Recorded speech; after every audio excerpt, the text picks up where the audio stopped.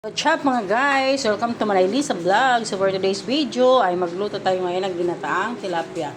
Pero po, bago yan, so prituin muna natin tong sinasabi nilang isdang tampal pupi. Ayan guys, so ayan, try natin iluto to kung anong lasa.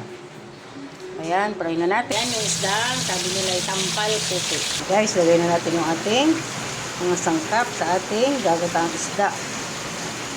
Lagay tayo ng luya, bawang, sibuyas at kamatis. Ayan, maglagay din tayo ng pichay. Lagay na natin yung ating tilapia.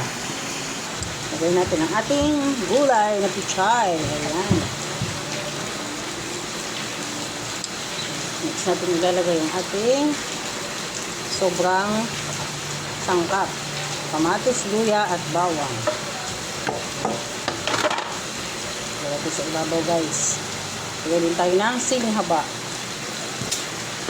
Lagay tayo ng kunting asin. Ayan. At maglagay tayo ng pamintang durog. Guys.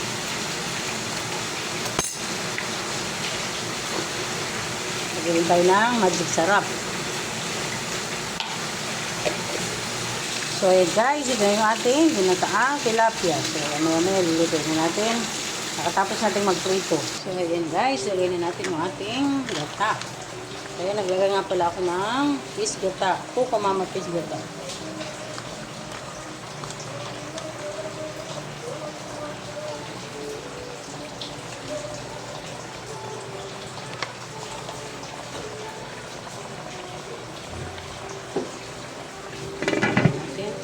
So ayan guys, luto na yung ating picadilyong tilapia. So guys, kain na tayo. Thank you for watching.